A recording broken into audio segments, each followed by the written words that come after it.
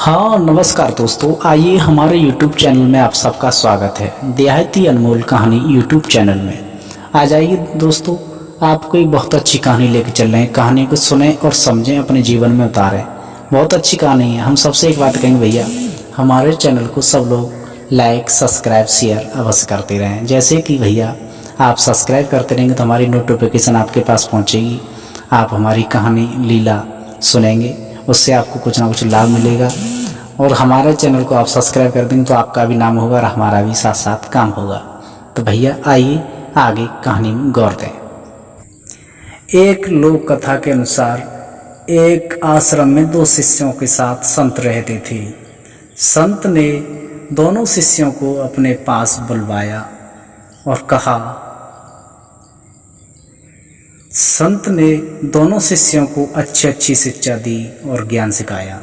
एक दिन संत ने दोनों शिष्यों को एक एक डिब्बे गेहूं भर कर दिए और कहा, मैं तीर्थ यात्रा पर जा रहा हूँ, 2 साल बाद वापस आऊँगा, तब ये गेहूं मुझे वापस दे देना। लेकिन ध्यान रखना, ये गेहूं खराब नहीं हो जाए। ये बोलकर संत जी चले गए।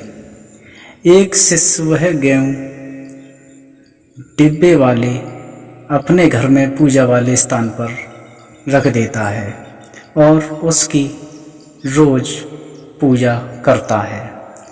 दूसरे शिष्य ने डिब्बे से गेहूं निकाले और अपने खेत में बो दिए। 2 साल में गेहूं थोड़े से उसके पास बहुत सारे हो गए, क्योंकि उसने अपने खेत में बो दिए थे। इसलिए समय पूरे होने पर संत जी आश्रम में वापस आए। शिष्यों को अपने पास बुलवाया और कहा, बेटा डिब्बे वाले गेहूं मेरे लेके आओ। तो पहले शिष्य ने डिब्बा देते हुए कहा, गुरुजी मैंने आपकी अमानत, आपकी बहुत अच्छी देखभाल की थी, मैं रोज उसकी पूजा भी करता था। गुरु ने डिब्बा खोलकर देखा, गेहूं खराब हो चुके थे, उसमें कीड़े लग रहे थे। देखकर पहला शिष्य शर्मिंदा हो गया।